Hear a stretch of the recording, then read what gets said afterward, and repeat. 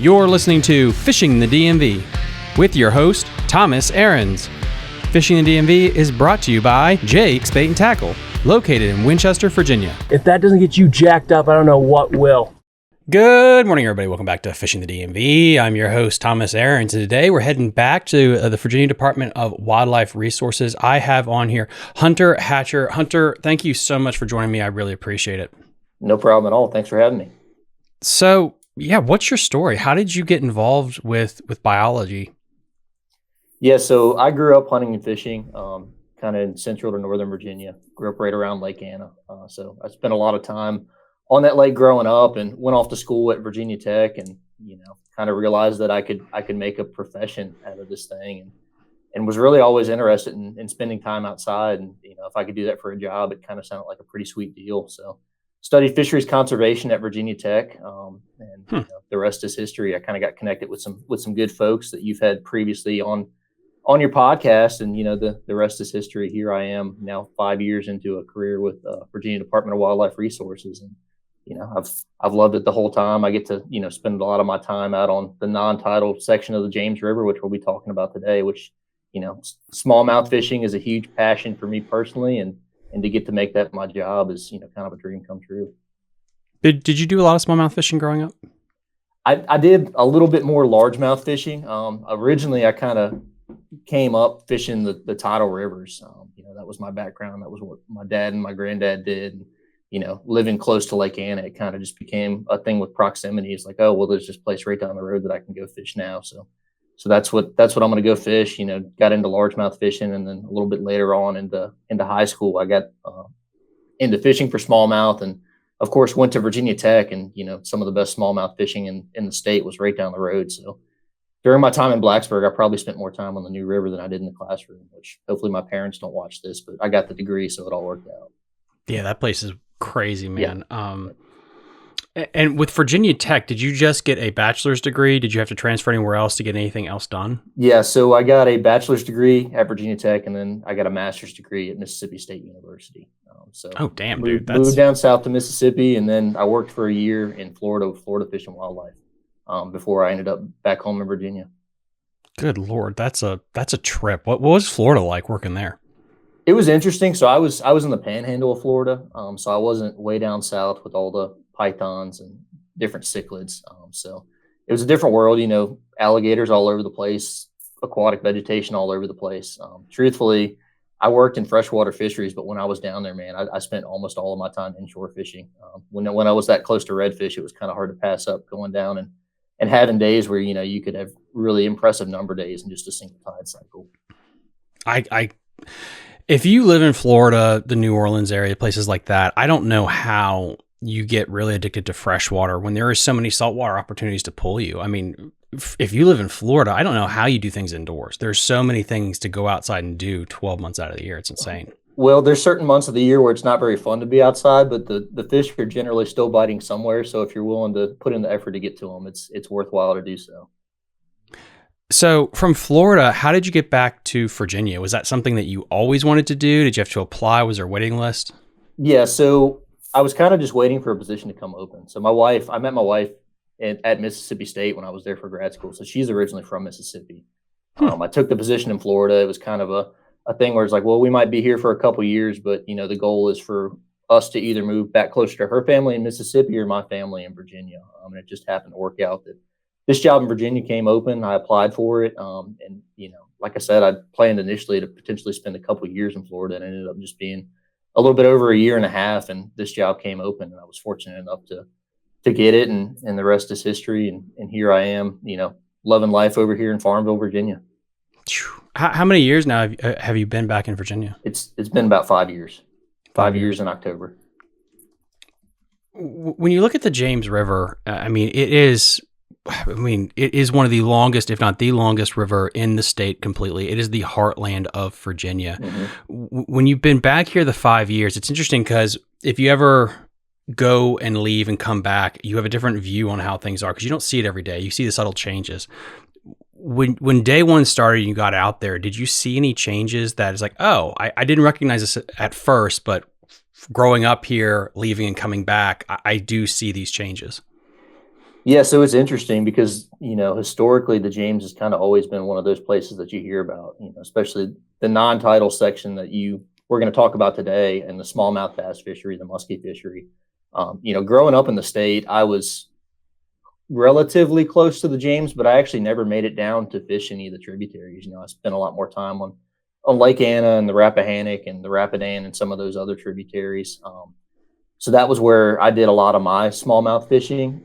So I'd always heard about the James River, and it's odd that you mentioned that because actually my first day here in Virginia, I just happened to show up when our annual smallmouth bass sampling was going on in October. So my first day on the job, we actually went out and sampled at Bremo Bluff, New Canton. So it was kind of cool to just kind of jump right into it and see what things look like. And to be honest with you, when we got out there that first day, it was a little disappointing, because in recent years, I'd grown up hearing all about how great the James River was, and had never got to experience it for myself. And we got out there, and the catch rates weren't necessarily what I anticipated, and kind of dove into the data once I got access to it, and it became pretty apparent that in recent years this thing is kind of taken a step back to a certain extent, but it seems like there might be potentially some signs of hope moving forward. But it's kind of a shadow of itself for a number of different reasons.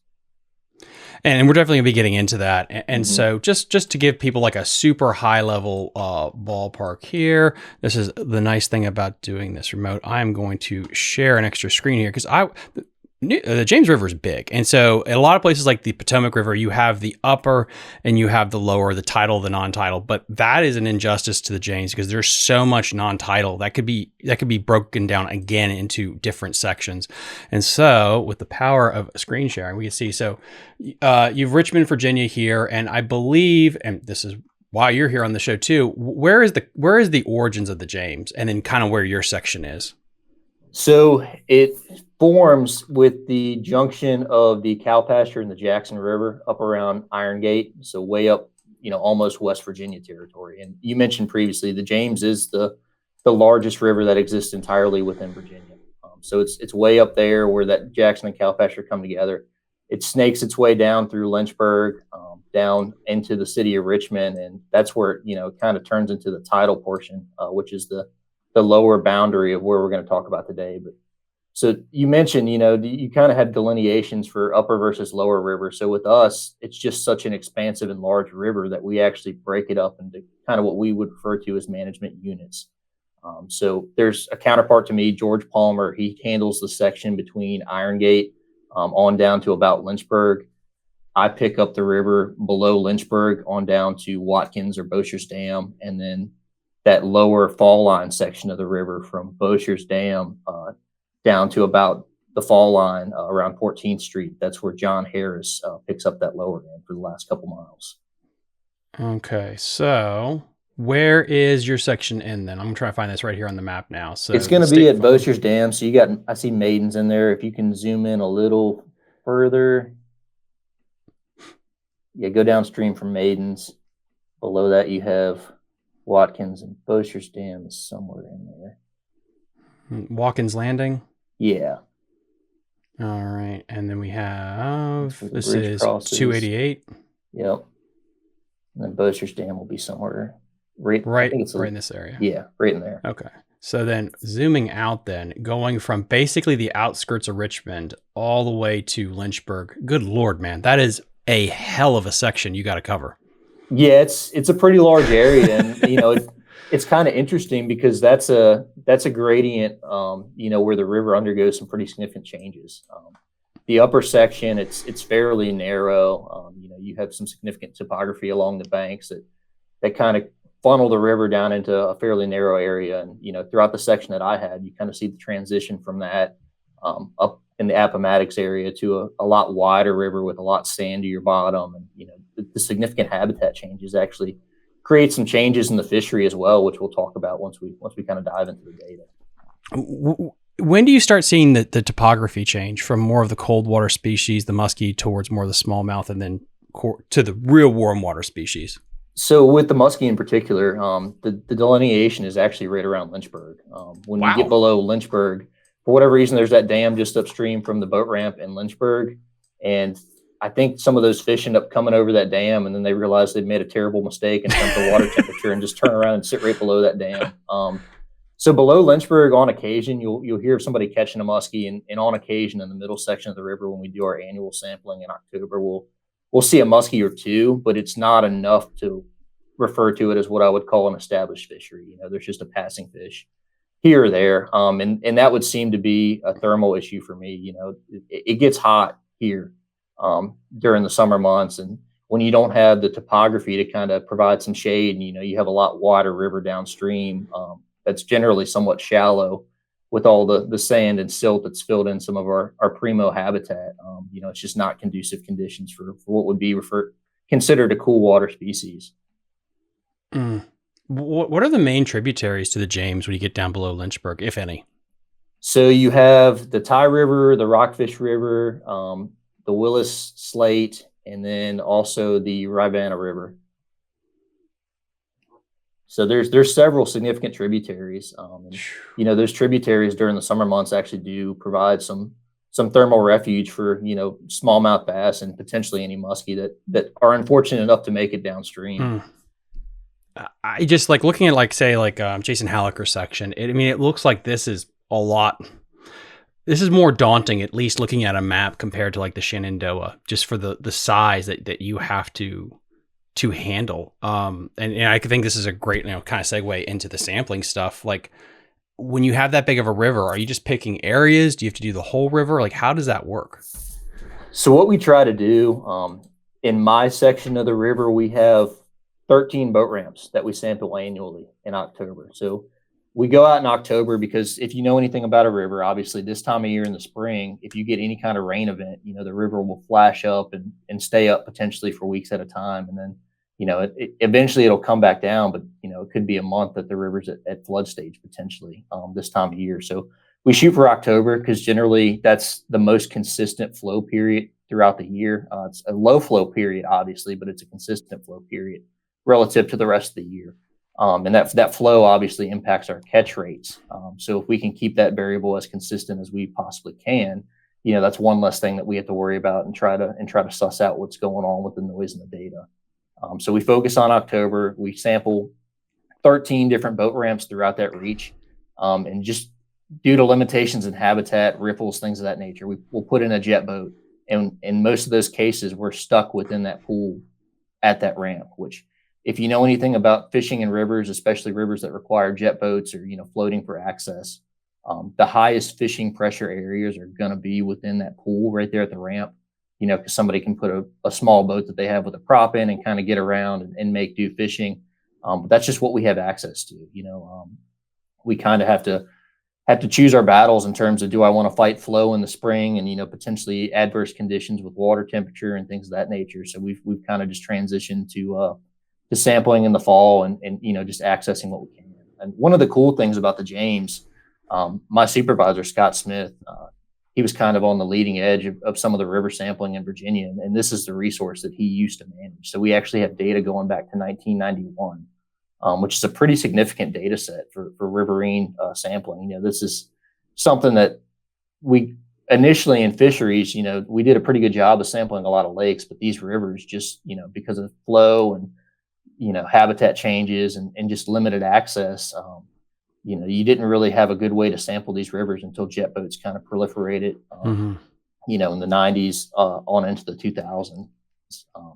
So now we have a lot better access now than we used to, but Scott Smith is the reason that we have the long-term data set that we do have. And it's a tremendous benefit to us because we have a better understanding for this river, what it looked like historically relative to the rest of the state. Do you guys use rafts at all, or is it predominantly jet boats? We will use rafts. We've tinkered some in the summer months, so we'll talk about this a little more later, but we have a choke point within our smallmouth bass fishery where we have some kind of high mortality period within the first several months of life. And that kind of stretches out within the first 2 years of a fish's life. So we've been trying to play with using rafts during the summer months during low flow periods to sample our young of year smallmouth bass effectively. So that's something we're trying to supplement right now. And the problem with when you're in the early stages of trying to develop these long-term data sets is you're trying to figure out, one, what works, and two, doing it in a way that you can replicate long term, to where your data, I can compare data from year 1 to year 2 and year 3, as opposed to having, varying data over an entire time series. It doesn't really tell me a whole lot. Well, yeah, let's get into it then. Sure. I'm really excited. Yeah.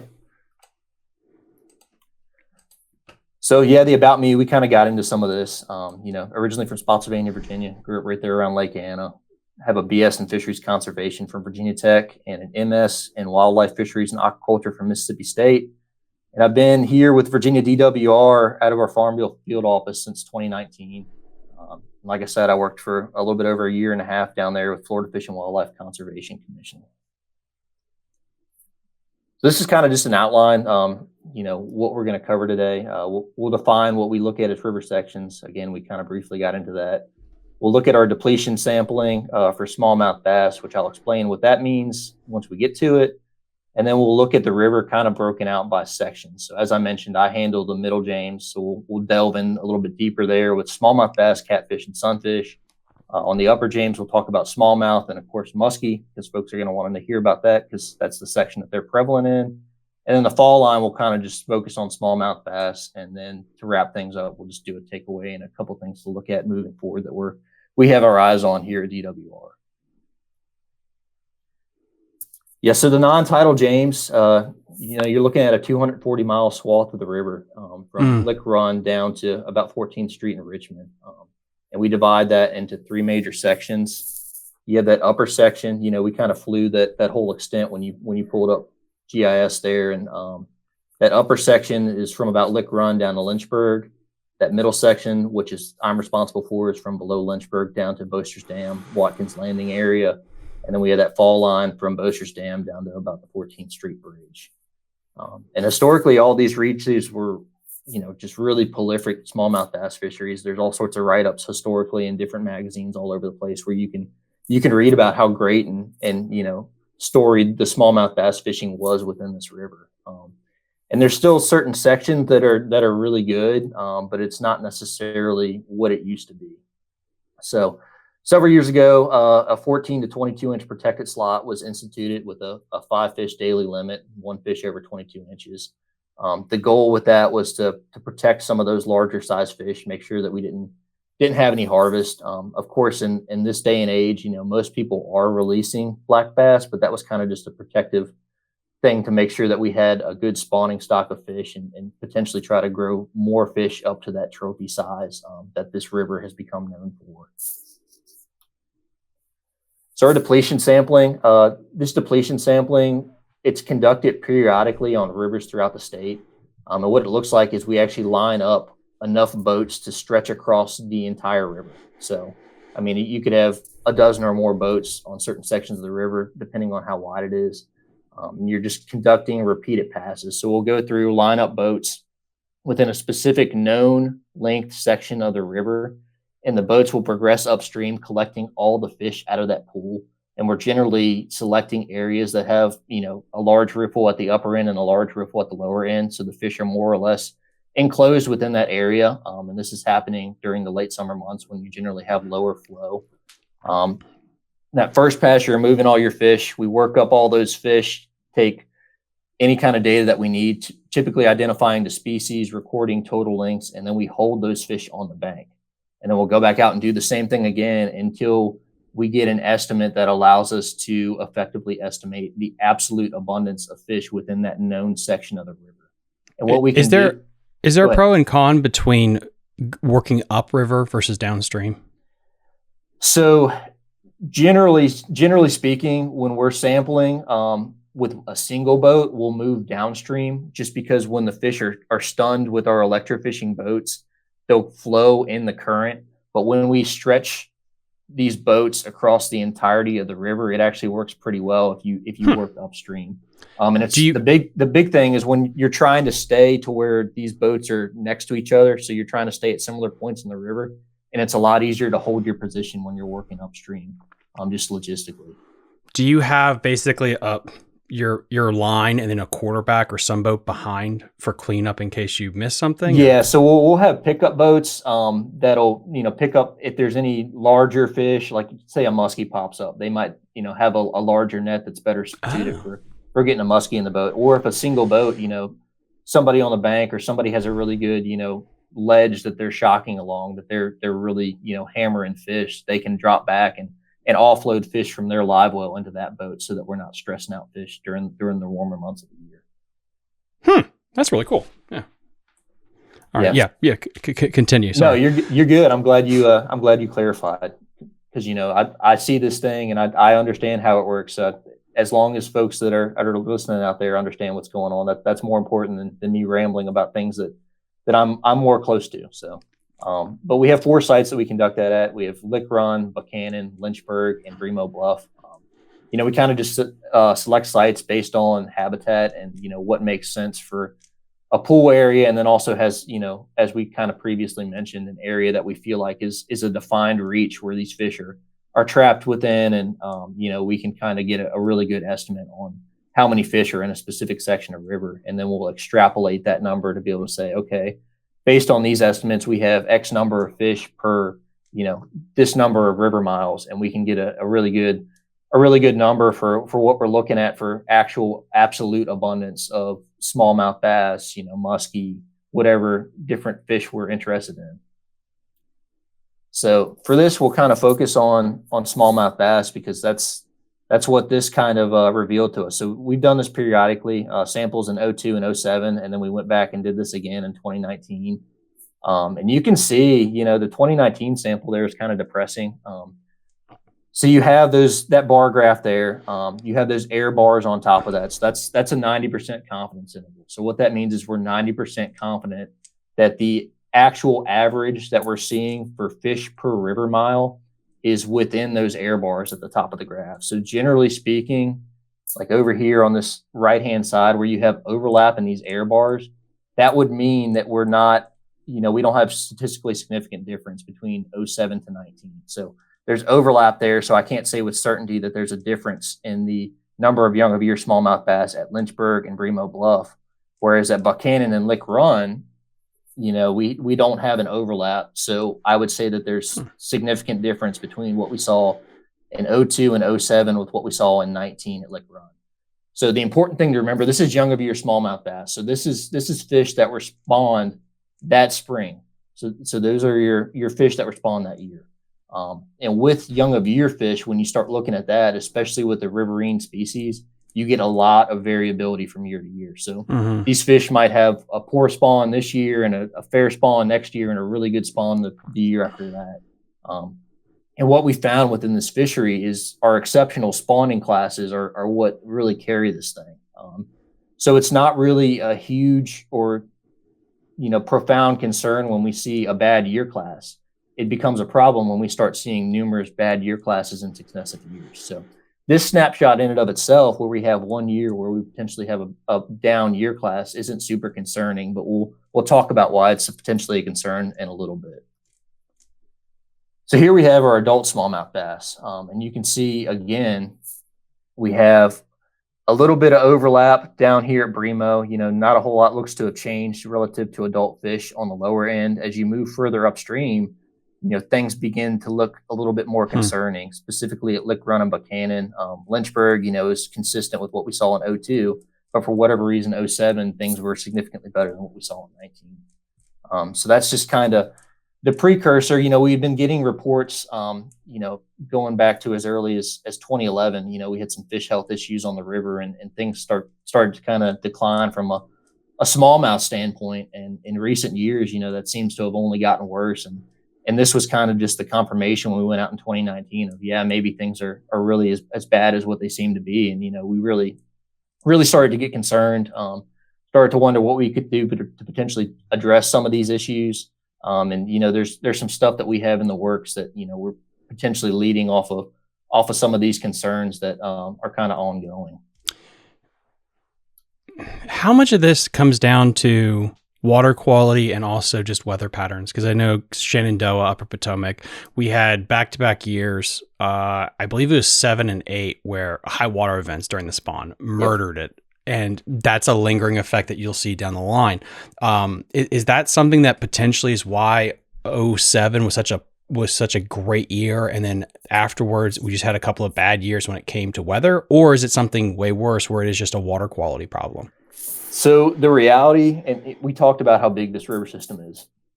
The reality is that there's an ungodly number of different factors that are impacting this thing. When you're looking at a watershed that's the scale of what this river has, it's different environmental conditions. It can be, different chemicals that are in the water from waste treatment plants or factories. It can be water temperature. It can be sediment pollution.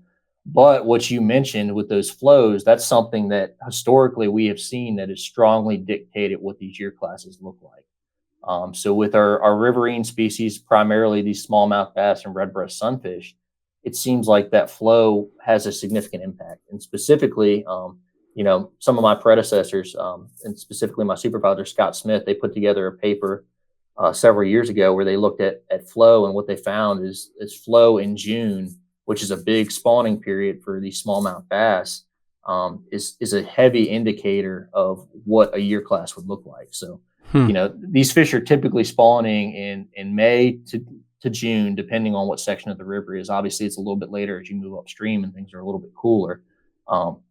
But that tail end of that spawning period, when these fish are either actively spawning or have spawned, and you have black fry or, juvenile fish that aren't necessarily able to fight strong currents, if you get a high flow event during that period, you can ruin a whole spawn. And, all our fish aren't spawning at the same time, but if, you get a high flow period right around that primary spawning period, it can cause serious issues. So what are the colors we seen here on this so graph? This is the Middle James River. So this is my section of the river, from below Lynchburg on down to Watkins Landing. So Middle James River smallmouth, this is total fish collected.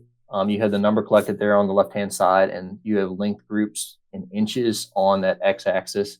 The red, those are our young fish or juvenile fish that aren't necessarily yet ready to reproduce. That light green color is our fish that are sexually mature, and then that right-hand side over there in dark green is our fish that are actually actively protected by the regulation that we have on the river, which is that 14 to 22 inch protected slot. And what year is this? This is this year. So this is this year. Okay. Last year, 2024, October of 2024 samples. So you can see what we have over here is you can actually see these year classes make themselves readily visible on this lower end. So this is our fish from this past spawning cycle. So these would have been fish that were spawned in the spring of 2024. On down here, we have our 1-year-old fish. So these are the fish from the spring of 2023. And then you can see things really just taper off from there, which is kind of typical. You expect to see,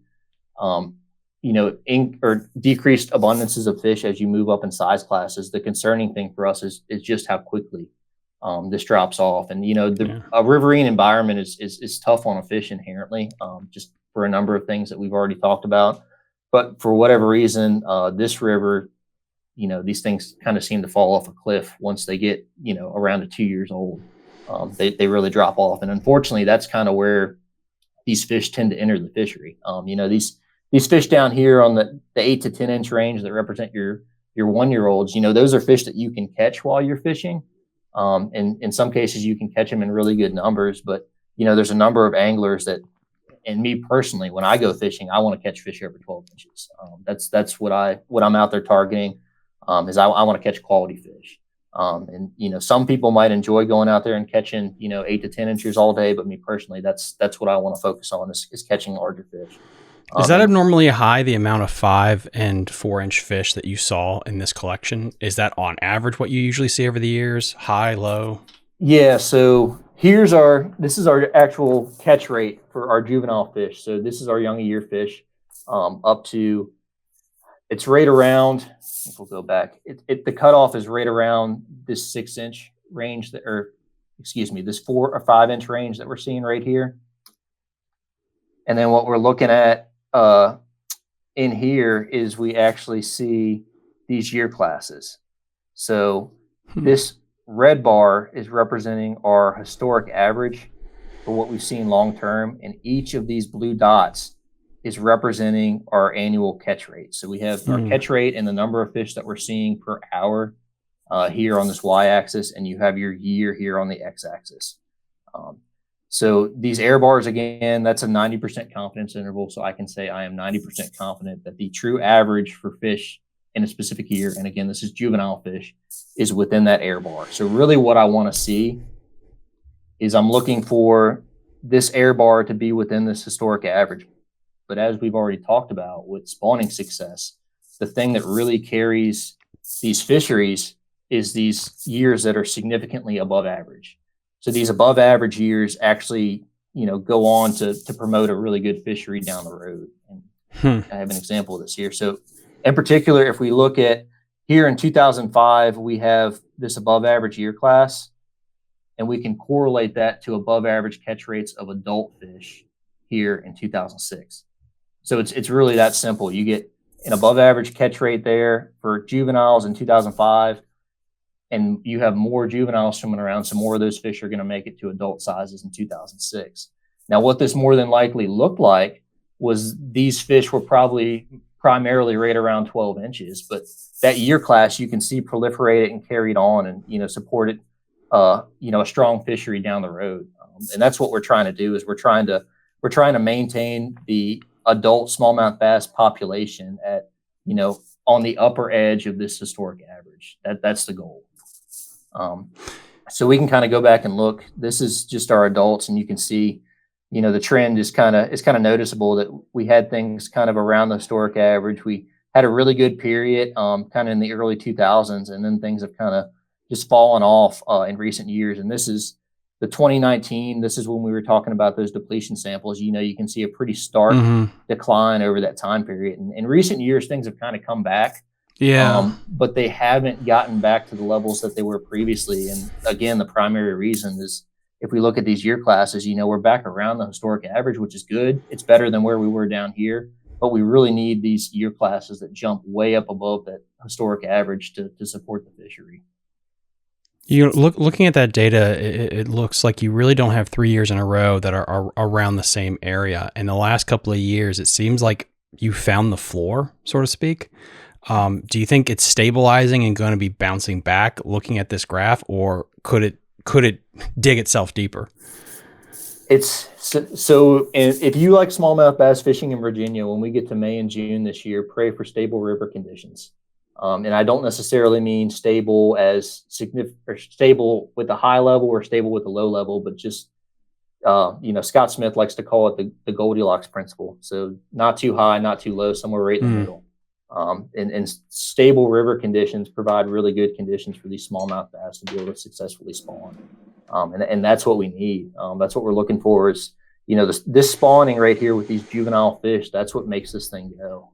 We need these high year classes. And, like I said, we've got these year classes that are within our historic average here. And, that'll kind of keep us going, so to speak. But we really make hay when we get significantly above average year classes.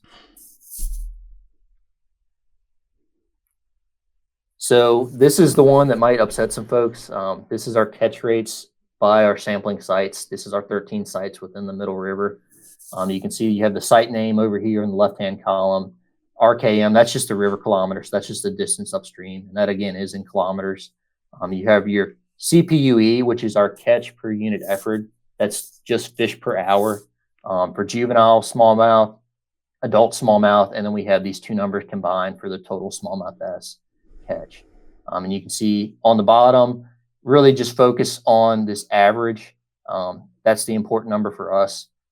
And if we look at that, I've just delineated there where we have sites that are significantly above average relative to what we see, or not significantly above average, but above average rather.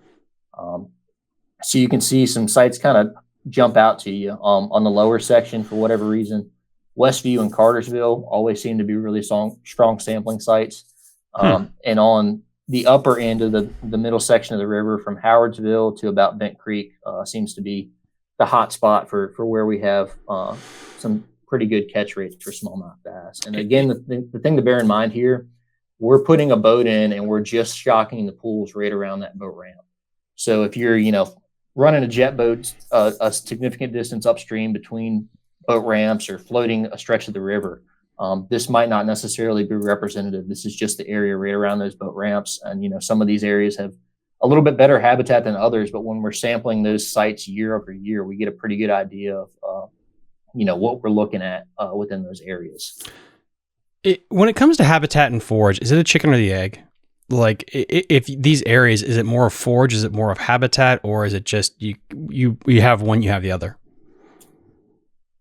So the forage thing is interesting. We've seen some habitat changes recently in this middle section of the river. So we've seen a lot more silt and sand deposition in some areas, and we're losing some riffles. We're losing some rock and cobble habitat to sand, and that cuts down on macroinvertebrates. That cuts down on your different non-game fish that these smallmouth bass are eating. And the caveat that you throw in there is we also have significant aquatic vegetation in the stretch of the river.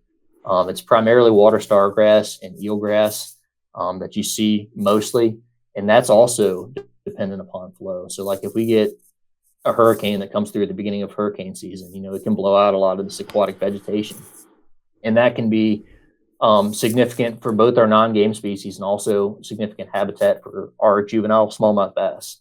It affects not only where they're holding, but it affects our catch rates for them when we see them. And that's something that I've kind of tried to dive into the last couple of years, is approximating what we're seeing in terms of habitat when we go out and do our samples, and how that's potentially impacting or biasing what we're seeing within those samples, to make sure, hey, are we really seeing the juvenile smallmouth bass that are there, or all of them in the Valleson area, the eelgrass or the water star grass, and we just can't get them out of there with our electrofishing gear. And it seems like there's not a strong relationship in there, so it doesn't seem like that's causing significant issues relative to what we're seeing. But it's just something that we were concerned about. That we're always trying to make sure that trends that we're seeing in our data are actually representative of what's going on. Like you mentioned the SAV, I had Odenkirk on, we did his special, and he talked about like the snakehead, and sometimes you put the asterisk of, hey, like a Quiet Creek had just so much SAV, it's going to skew the data. Yep. So it's fascinating when you're dealing with your situation, do you ever have that where you have to put an asterisk of like, oh, the water conditions weren't right, or there was just so much SAV, like, maybe this site didn't give the best sampling? Do you have any of those issues? Yeah, and there's certainly instances where there's been times where we'll go out and we'll do a sample, and it'll be like, hey, the river was too muddy, or the flows were too low or too high, and I just really don't think we got a representative sample. And we might, in some of those instances, we'll keep that data that we have, but if we can have the time within that sampling season to go back and redo that sample, we'll take that additional sample and we'll compare it to what we've seen historically and what we saw at the initial sample. And in some cases, we might use both of those samples. And in some cases, we might use one or the other. If we think that, hey, it was really turbid and we couldn't see anything, there's no way that we were getting what was actually there. Or, hey, the flow was significantly higher than when we typically sample this, I think it biased the sample that we saw. Generally, with aquatic vegetation, it's something that we're going to deal with at all of our sites throughout a sampling season. So I can't very well just go and say, hey, I'm not going to sample the river and the smallmouth bass at all this year. If I can get a boat in, I'm going to get some data. I just have to understand that, potentially, hey, this year we had crazy SAV. We didn't have a hurricane come through and blow this thing out in September and kind of clear things out to where we could collect fish a little better. So I kind of had to look at that data with the understanding of, our small fish catch rates might be different than what they would be if we had less aquatic vegetation. That's something that, I don't have that figure in here, but I've just plotted our relative coverage of aquatic vegetation to our juvenile smallmouth bass catch rates. And what I see is they're just all over the place. It doesn't seem like there's a significant trend.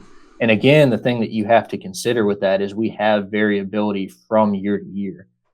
So just because you have low aquatic vegetation in the latter parts of the year, you might have had a bad spawn that spring that could have biased that. So that's something that I'm still trying to get at looking at. And I've only got a few years of data so far. I've only been doing that for I think it's been 3 years now that I've looked at that. And, I need a couple more years of data before I can really do anything significant to be able to say, okay, there is a significant relationship between the aquatic vegetation that we're seeing out there in October and what our catch rates look like with smallmouth bass. I need more data to be able to have the statistical power to take out some of these different confounding factors that we might have at play here. I know it's Pandora's box of how many variables you add into the damn thing, because just to give yourself more work. But weather patterns, flow rates, are any of those things particular value to add to your data every year to see if there's any kind of correlation? Yeah, I mean, like I mentioned, that June flow was kind of the ticket previously, and it seems like in recent years, for whatever reason, that doesn't quite have the same impact that it would historically. There for a little while, we could kind of just look at what that flow was in June and say, okay, yeah, we're going to have a good year class this year, or oh yeah, the year class isn't going to be very good this year. And in recent years, we've had a couple of Junes that have been pretty favorable with respect to what we would typically earmark as, okay, we're going to have a good year class this year, and just kind of hasn't materialized.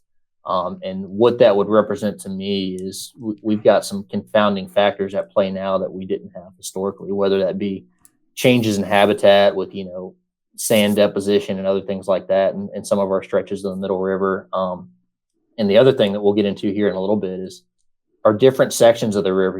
Historically, if we had a good year class in the upper section of the river, we had a good year class in the middle section of the river as well. Well, in recent years, we've seen that that's kind of gotten disjunct. So we could potentially have a good year class in the upper section of the river and an average year class in the middle section of the river.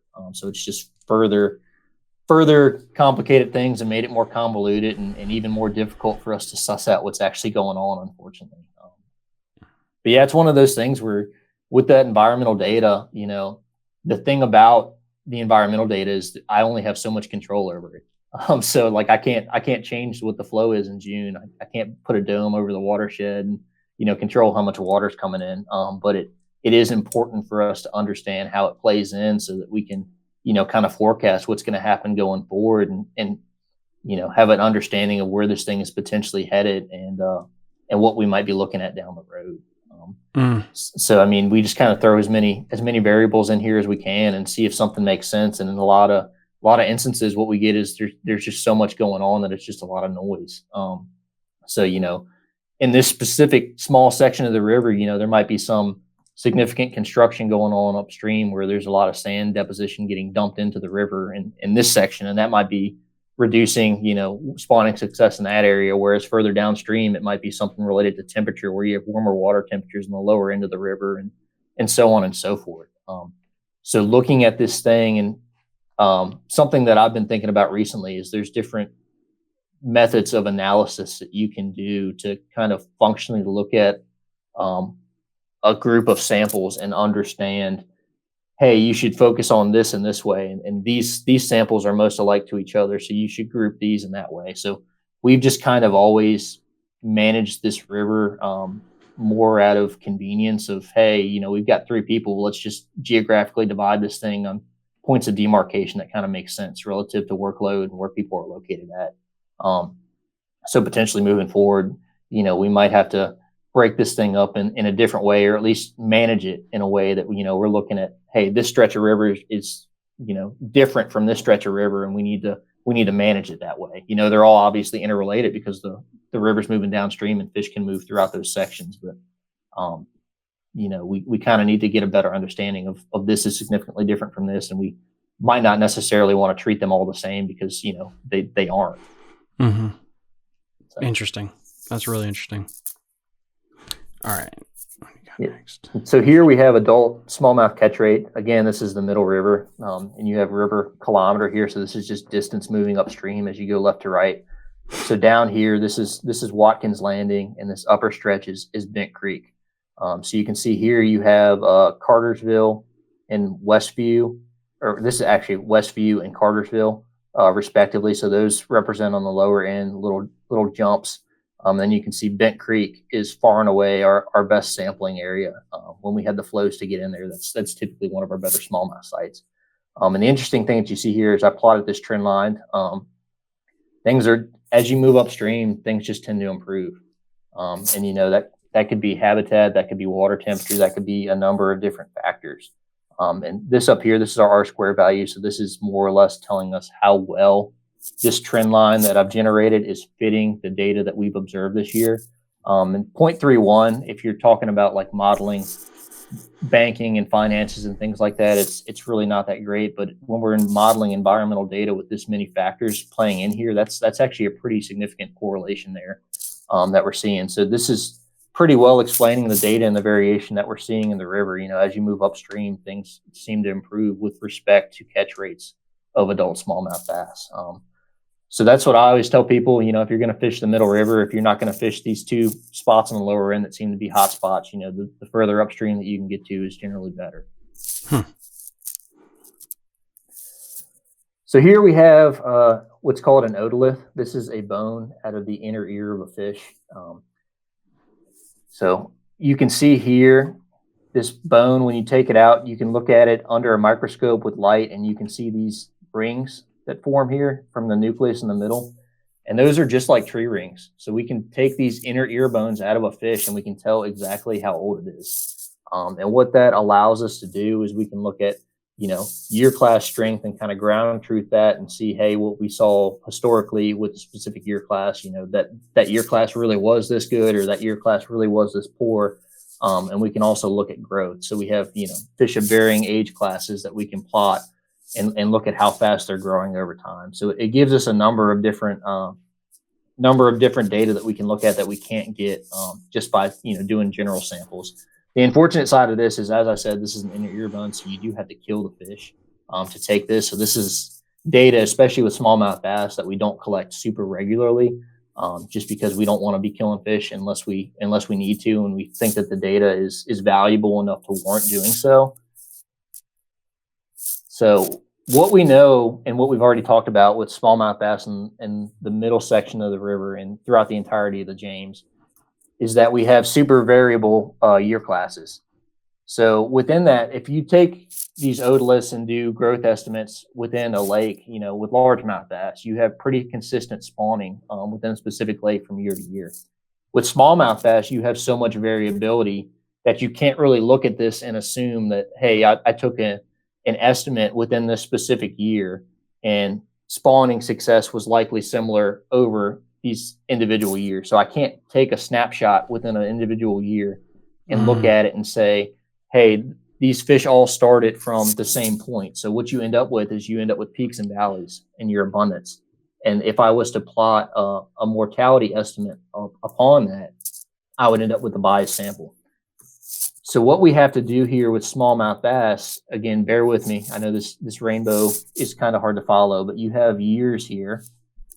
So this is an individual year within a sample, and then you have ages across this top part here. And these are catch rates of fish within that time span.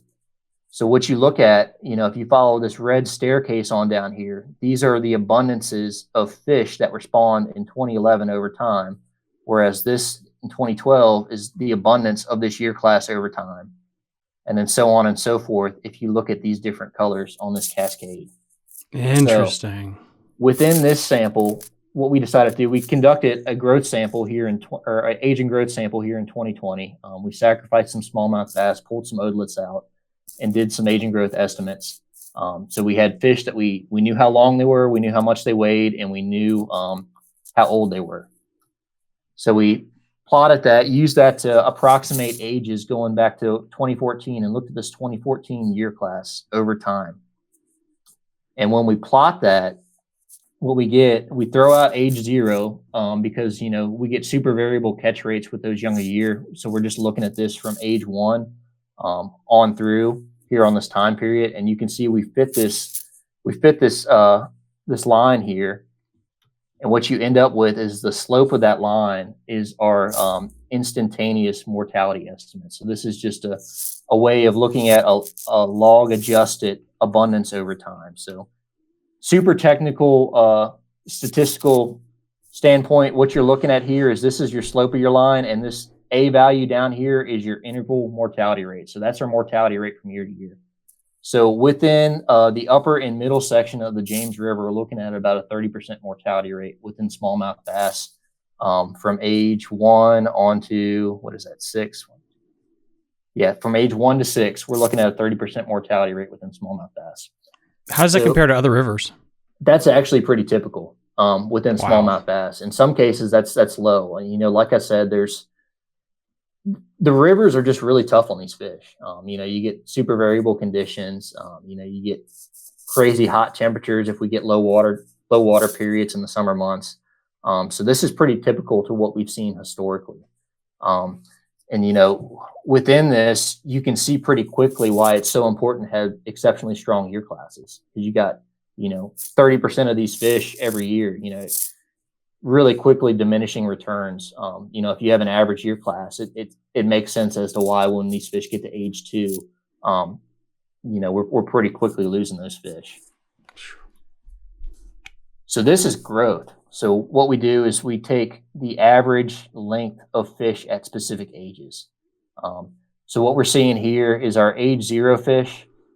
They're down here on this estimate, and this is 2020 when we did this sample. They're represented in the blue, and we compared that to a previous age and growth sample from 2009. And the pretty obvious thing that stands out here is, hey, these fish are growing faster, which it makes sense. You know, there's not as many fish in the river, so there's more resources for them to go around. So it makes sense that they would grow faster. It's kind of like a, you know, general QDMA concept. If anybody is in the quality deer management, you know, you have fewer fish to feed. Yeah, the ones that are left are going to grow faster. So that's kind of the trade-off of this thing is, hey, you know, there's not quite as many adult fish as what there used to be historically in the river, but the ones that remain are still growing faster.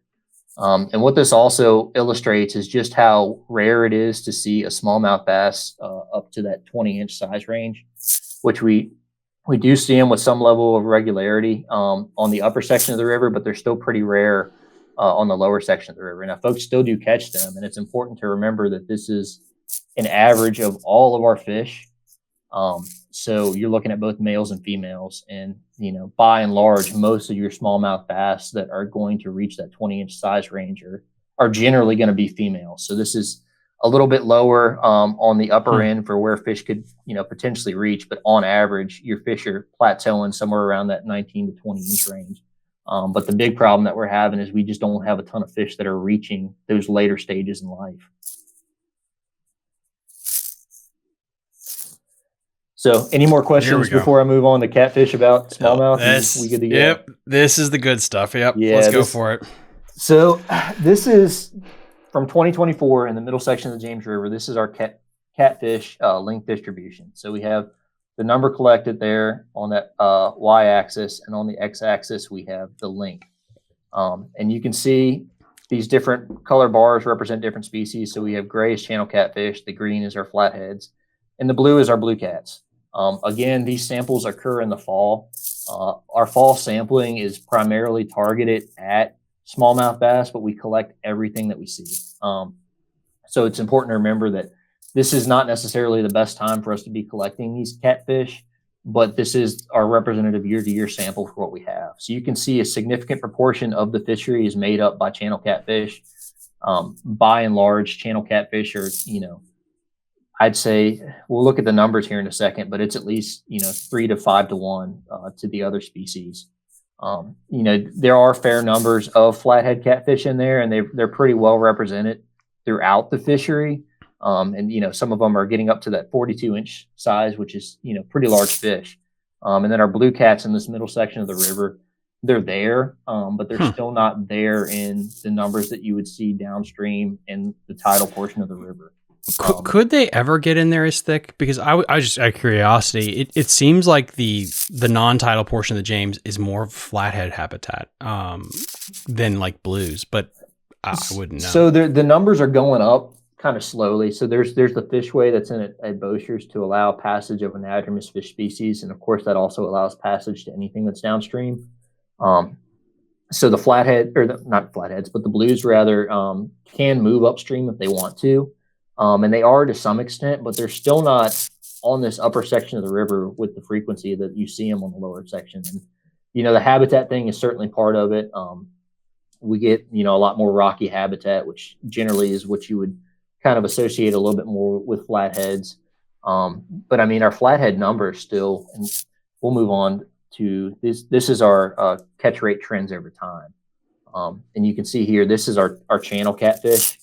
So you can see somewhere around 2010, these things kind of, for whatever reason, seem to have exploded. And we're now, for a little while there, we were way above our historic average and, entirely significantly different from that historic average. And we've kind of come back to earth here the last 3 years. So, I mean, there's a ton of channel catfish in this middle section of the river. They're really common. They're really congregated in a lot of our deeper holes within these sections. So if you want to target catfish, there's plenty of channel catfish out there for you to catch. Do flathead feed on channels? They will. I mean, a flathead catfish is just a super predatory animal. I mean, anything that comes by it and, it can fit in its mouth and get down, it's going to eat, and they're generally, they spend most of their time in the deeper pools within these sections. So whatever is most common in those deeper pools is what they're eating. We have a ton of suckers and things of that nature. And, that I know we're going to have to talk about it, but the thing everybody always talks about is the impact of the flathead catfish on the redbreast sunfish. And we'll get into the trends on the redbreast here in a minute. But if we look at our flatheads in particular, when these things first got in here, they kind of blew up, and somewhere around there in 2011, they reached their peak. And since then, they're actually declining to an extent. So we see they're actually now, in 2024, they were significantly different from what our historic average was. So we're not seeing quite as many flatheads, but they're certainly still there. And, that's something with invasion ecology. You kind of see this thing where when a new species shows up, they kind of expand really quickly, and then eventually they exceed their carrying capacity, and they'll kind of come back to earth. So it's a bell curve. Yeah. And it's a trend where, this thing will probably end up cycling somewhere around this historic average. And within our data set, the early parts of this data set were the early parts of, flathead kind of showing up in this middle section of the river. So we captured that initial explosion, them reaching what I would assume is their carrying capacity, and then kind of falling back to earth. So in reality, what we're going to see with flathead catfish in the Middle James River is more than likely somewhere around this line, which again, this is fish per hour that we're seeing. And, they're kind of holding right around 5 fish per hour, which if we compare that to our channel catfish, we're looking at somewhere up around, 12 fish per hour is the average. And typically what we see in a given year is 15 fish per hour. So like I said, we're somewhere around 3 to 1 on our channel catfish to flathead catfish. And then I don't even have a figure for our blue catfish. Our catch rates right now are still so variable that, it's not going to really tell us a whole lot. And actually, not in 2024, but in 2023, rather, we actually didn't collect any blue catfish during that sample, which kind of just shows that they're there, but they're not necessarily there in significant numbers yet. And the other thing to remember about specifically blue catfish is they actually move a good bit throughout these river sections. So it's entirely possible that, there's more there than what we see. But, the time that we're out there is potentially not the most conducive period to get a representative sample for that species.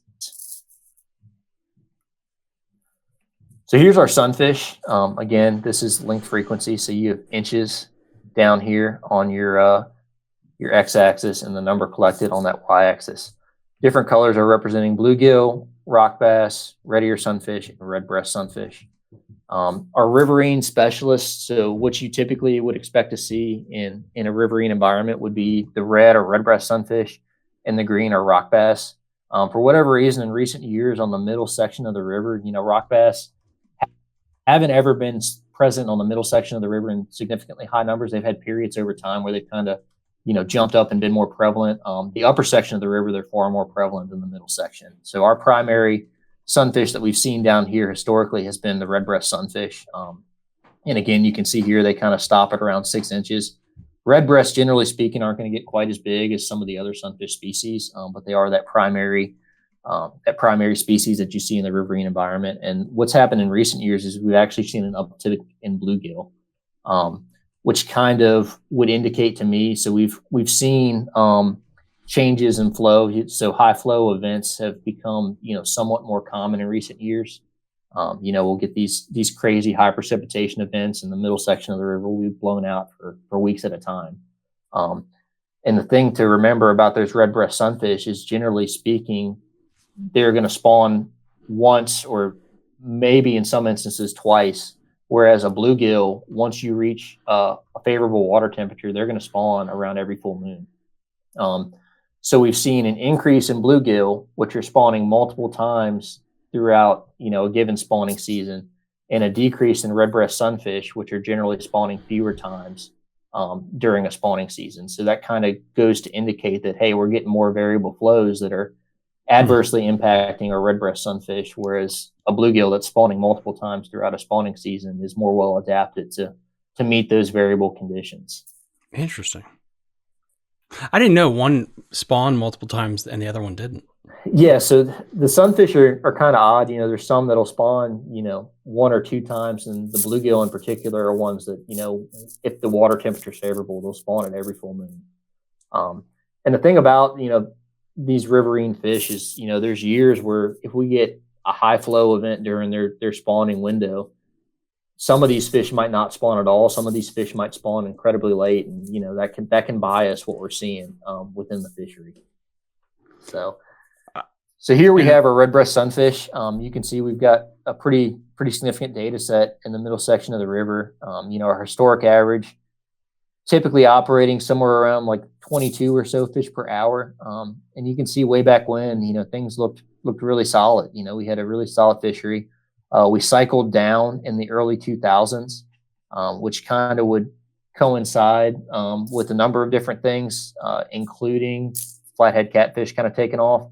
Around the 2010s, which is actually when our flatheads kind of reached their peak as well, the red breast kicked up again, which is interesting.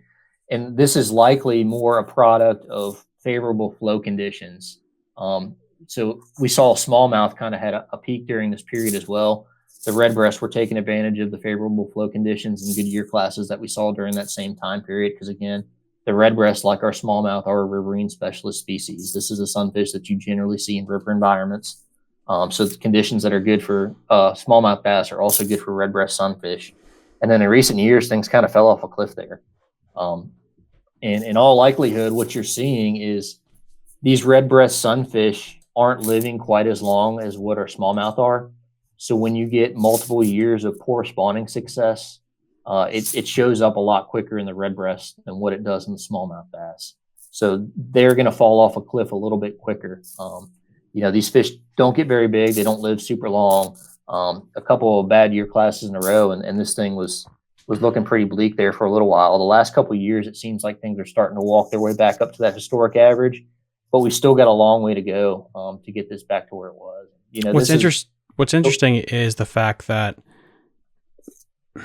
you can look at it from a cold point of view, that even though the sunfish is going down, and we haven't even touched on the rock bass, it's almost like the bluegill is stepping up to take its place in the niche for the forage system. So it's not it sucks, but it's not a complete loss for the environment. Yeah, absolutely. And I mean, so the thing to keep in mind here is these red breast. Within Virginia, we don't have a ton of fish species that are native per se within these rivers. So historically, like the James River, before we started introducing all sorts of sport fish, was red breast sunfish, white catfish. On the lower end, you had things like white perch, your anadromous striped bass, your anadromous shads, and all of that, and then your non-game species. So historically, the red breast was kind of the fish that was naturally supposed to be here. Our smallmouth bass, our channel catfish, the handful of largemouth that are present, those are all fish that have been introduced over time, by different folks, going as far back as the 1800s. So this is the fish that's technically adapted to live in this environment, and the flow conditions and environmental conditions that are present now are kind of adversely impacting their abundances that we're seeing here. That's crazy. So again, you talked about, we look at the red breast declining there, and too far back. And the bluegill, like you mentioned, have kind of stepped up to take that place. And the interesting thing, we talked about the we have this increase here over time, and we talked about the redbreast walking their way back to that historic average. At the same time, you can see the bluegill kind of taking a step back down towards the historic average as well. So it's a question of, is that related to flow? Is that related to warmer water temperatures? Is that related to changes in habitat and increased sand deposition on, what was historically, cobble and gravel habitats that the redbreast would prefer to spawn in? And in all likelihood, it's a combination of all those things and potentially more that I haven't mentioned. But it seems like that bluegill, if you're just talking about a forage standpoint for different species, that bluegill, is there to fill that role of the redbreast sunfish. But, we would prefer to see that native species go ahead and fill that role. And, for whatever reason, in recent years, we haven't had the conditions to allow them to do so. But, we potentially might be looking at a little bit of a recovery in the redbreast here over the next couple of years. We'll have to wait and see on that one. And on another depressing note, what are the rock bass like? How has the population been there? Has it just plummeted? Yeah, I didn't even include the figure here. It was, their catch rate now is, we'll go to a site and, we might see 2 or 3 in the middle section of the river. We had better catch rates this year than what we've had in recent years. So it's gotten better. But the middle section of the river wasn't necessarily ever a destination for rock bass fishing like you would see on some of our rivers throughout the state. And that changes once you get up to the upper section of the river. The rock bass are a lot more prevalent. But this was never a place where, you'd be smallmouth fishing and catch just as many rock bass in a day as you would. There were periods in time where, for whatever reason, the fishery would kind of explode and you'd have a couple of years where there were high numbers of rock bass, but it was never where there were consistently high numbers of rock bass over time. That's crazy.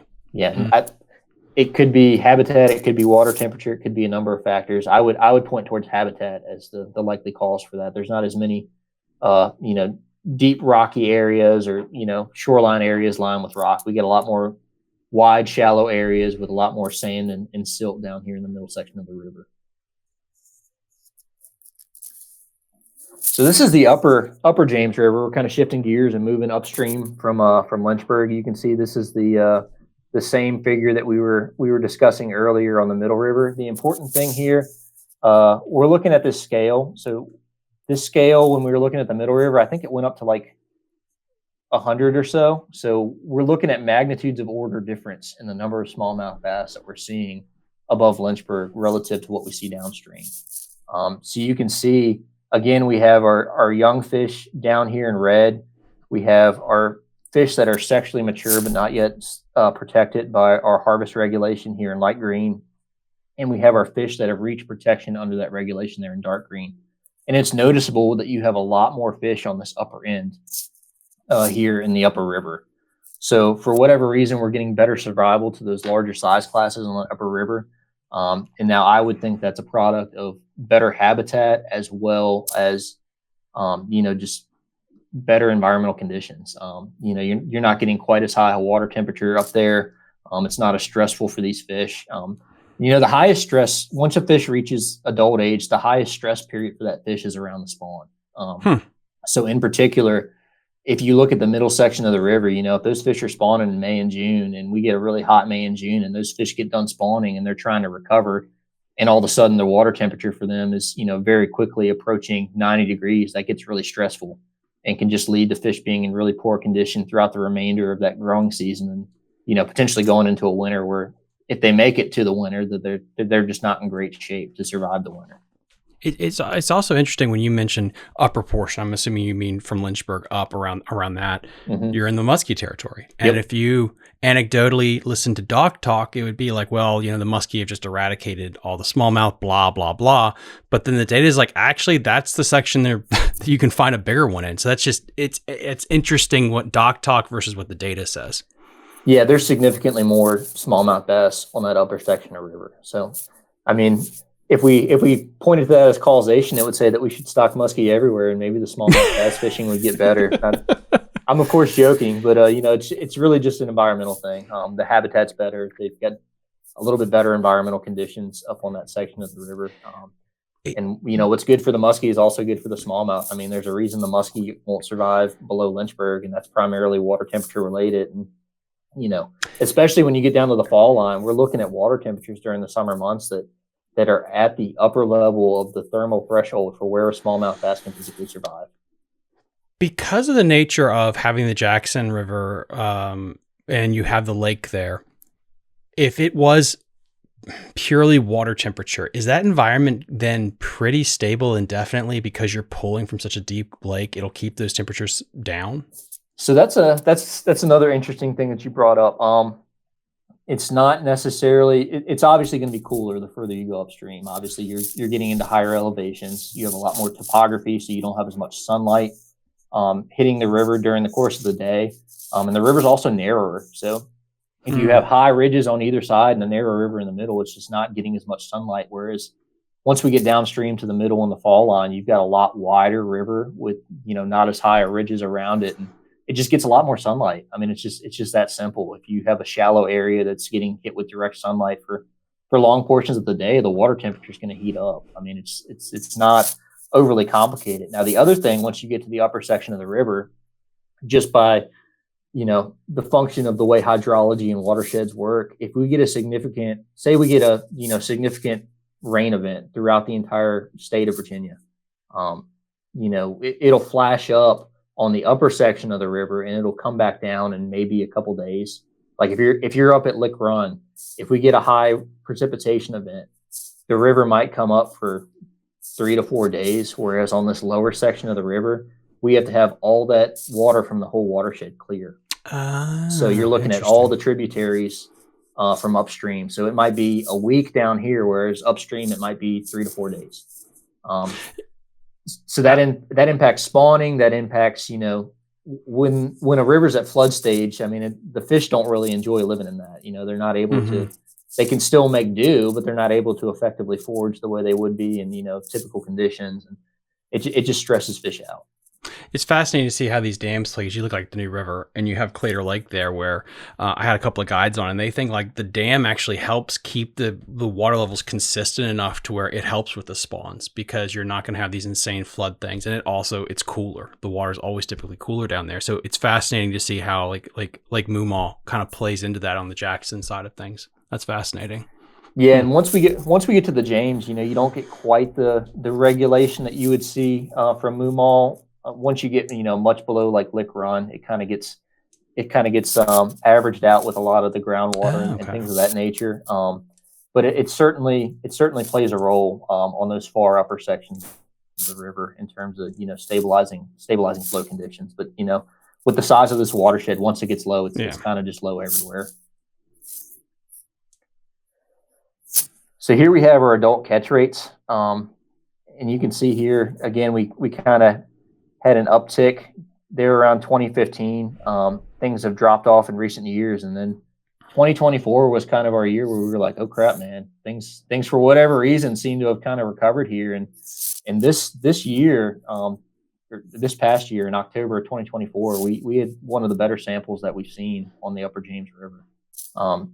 And again, this is not a section of the river that I manage. George Palmer's the biologist that handles this. If you have specific questions about the river, we'll give you the information for George at the end of this thing. But things seem to be headed in the right direction up there, and we're trying to replicate what he's got going on up there down here in the middle section of the river. And the interesting thing about this is if we look at our juvenile catch rates over time, again, you got all sorts of noise here, and in recent years things have been pretty poor, but they had a really good year class up there, which is really good for what we're looking at down the road moving forward. So somehow in this period, we missed a good year class here that led to high numbers of adult fish, and we have another really good year class coming. So things are looking up on the upper section of the river. The rich just keep getting richer, so to speak, and they've got good things going on up there. So a lot better hopes moving forward for that upper section of the river than what we're seeing in the fall line in the middle river. Again, we've got a little sign of glimmer of hope for the middle river, but it's not near what we're seeing on the upper river. And then the muskie, everybody's favorite, right? So again, we got length in inches on that x-axis, and the y-axis is the number collected. So you can kind of see things are pretty healthy. These guys grow super fast. So we had a really good year class that's coming through here, and we got fish collected that are all the way up to 47 inches. So the James is a really good numbers fishery for muskie. It's not quite doesn't quite have the upper end of what you might see on a place like the New, but there's a ton of muskie out there, and if you want to catch some quality fish, it's a great place to go check out. So they seem to be doing well. They're well represented at all size classes. We're getting really good spawns. This year, we're out doing our targeted muskie sampling this time of year, and we're just finishing up our last couple samples on the upper river. It looks like we've got yet another really good year class headed into the fishery. So this will just keep getting better. Numbers will stay about where they're at, if not improve slightly. And as we see, this is happening at the same time that we have really good smallmouth fishing, and the smallmouth are doing really well. And there you can see our catch rate trends for muskie. You got that historic average. It's kind of been a steady increase. We had a little kick back down around 2020, and then things have started to recover back again. And we can see within that confidence interval, we're still in line with that historic average. So we'll see moving forward if that continues to show increases over time, or if it starts to come back towards this historic average. But smallmouth are doing well, muskie are doing well. Everybody should be happy, but that might not be the case necessarily. So there's a bunch of fish to catch on the upper section of the river. Things are looking really good. And if there was a section that we could hold up as our gold standard on the river of, hey, things are great and everything's sunshine and rainbows, it would be that upper section of the river at the moment. Yeah, it's interesting because like I said, like where I'm at, I'm a stone's throw from Williamsport, Upper Potomac River, and it is. You just split it up to the tidal and then the Upper Potomac. That's what you call it. And this river is so freaking long and so vast that you can't just say like, well, how is the non-tidal portion doing? It's like that's an injustice. You have to break it into Lynchburg up, so to speak, and then your section. Fascinating. Yeah, and then now we'll get into this last section, which unfortunately this is kind of depressing. That fall line section historically used to be, a really highly touted place to go catch, a trophy-sized smallmouth bass. There's all sorts of outdoor articles historically that were written about this section of the river. And you hear about it from a lot of different folks if you travel around the country. People like to fish for smallmouth bass. This section of the James River as a whole, and specifically this section, are kind of well known. And in recent years, for whatever reason, that seems to have kind of changed. We don't have nearly the number of fish that we used to, or what historically was touted, and we don't have the number of adult fish over here on this far right hand side of the figure. You can see, there's a small uptick. We got some 15-inch fish holding on, so there are still some fish hanging around that are in that larger size class, but it's not nearly representative for what it was. You can see in this length frequency plot, we actually have some holes in here, which you didn't see in either the middle or the upper section of the river. And that's just, there's just not as many smallmouth bass. We'll look at that, and this thing is technically in line with the historic average, but it really goes to show that we, historically in the early 2000s, we were way back up here above this historic average. And, there around 2000 or 2020 rather, we kind of dropped down below that historic average. And this year we kind of made a little bit of a recovery.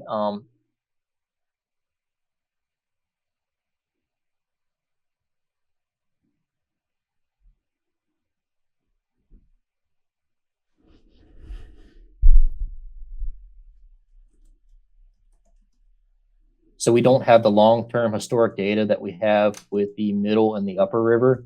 But generally speaking, based on what we hear from public reports, I would expect that if we filled this in, it would be, you would see samples that would be up above this historic average. And we've kind of just seen a decline long-term over time, based on changing environmental conditions and habitat quality. So smaller time series, but again, we've got a little bit of a sign of hope, but I'm not overly optimistic about this thing returning to what it was historically. Like I said, we've observed water temperatures down there well over 90 degrees during the summer months when we get low flow periods, and that's just not something that a smallmouth bass is made to be able to withstand. So, as things continue to change, as we get more sand and silt getting dumped in, as we get increased water temperatures and air temperatures, things are just going to continue to get worse for these fish in this lower section of the river. And maybe that's something that just can't be helped. That's just the march of time. Yeah, and that's kind of just the reality of where we are, and you hear this talked about, our trout anglers know all about this where it comes to wild trout, especially the brook trout in the eastern United States. They're kind of, their population they're marching further and further up these watersheds, in the mountains, and they're getting, trapped off by low flow and high temperatures and everything else like that. And it may be something where we're just seeing, hey, the smallmouth bass isn't made to live in this lower section of the river now. And that's just kind of where we are. Mm. Yeah, and our juveniles again, these guys up here are what's really carrying the fishery. This is what we would need to see more often to see this thing recover. And for whatever reason, in recent years, we just haven't been seeing anything significantly above average. So that's kind of where we're at in the fall line, and not a ton of signs of hope. And I would hope that it would eventually recover, but like you said, the march of time, it just might not be in the cards for this section of the river, unfortunately. And then it might just become just a regional hotspot for smallmouth, just not the whole length of the non-tidal portion. Yeah, and like I said, there's still some fish hanging on down there, so you can still catch smallmouth bass there. But if somebody told me they were wanting to go target numbers of smallmouth bass, this would not be the section of the river that I would send them to. So there's not no hope, but there's it's not a fishery that's for everybody. Mm-hmm. So the takeaway, the big thing that we've seen is the reduced frequency of strong year classes. Now, obviously, this year on the Upper James, that's kind of changed, which is great news. We're really happy to see that. But those, that reduced strong year classes lead to the lowered adult abundances, and that's supported not only through the trends that we're seeing in the data with our depletion sampling, with our annual electrofishing sampling, but it also makes sense that we're seeing an increase in our growth rates and a slight reduction in our mortality rates relative to what we've seen historically. There's fewer fish, they're growing faster, they're surviving better. Now that might start to change on the upper section of the river. If we, continue to increase the number of smallmouth bass, you might see an uptick in mortality, which isn't going to be necessarily a problem to the bottom line. If you're a guy out there fishing, it's just, you got more fish. Hey, there's not as many of them are going to survive. And one thing that we're also seeing is there's no obvious fish health issues. So, places like the Shenandoah River, there's some really, really acute instances of fish health issues. You can point at this and say, hey, there's a fish kill that's going on, and this is going to affect the fishery. We've seen some things with some of our young of year during summer months where we've had fish that, are kind of lethargic and not looking great. We've sent those off for testing, and we haven't really found anything overly obvious that, could potentially be driving, high mortality in some of these fish at earlier life stages. And that's kind of where we're at is, we talked about between when these fish are spawned and when they reach 2 years old, which is typically when they're going to spawn for the first time. That's kind of the choke point for getting these fish to larger sizes. That's our high mortality period. And we're trying to better understand what is driving the mortality during that period. Is it, something environmental like water temperature? Is it something like flow during specific critical periods of the year? Could it be fishing pressure, catch and release mortality? There's all sorts of different things that it could be. And in reality, the true root of this is likely a combination of all of those things. So we're working to try to understand, what's going on and why things aren't necessarily the way they used to be historically, specifically in the middle section in the fall line of the river. But the reality is just that these systems are super complicated and super complex. And we might pull out a couple of things that are really highly correlated with, our spawning success and things of that nature. But, it's a really complicated issue and nut to try to crack. So the last little plug that I'll put in here, and I'm sure the more you talk to folks within our agency, this is kind of the boogeyman that we're dealing with at the moment. And I'm seeing the stuff on Gaston that's going on, and everybody's super excited about the Alabama bass that we have down here. And the thing about Alabama bass specifically as it relates to smallmouth bass.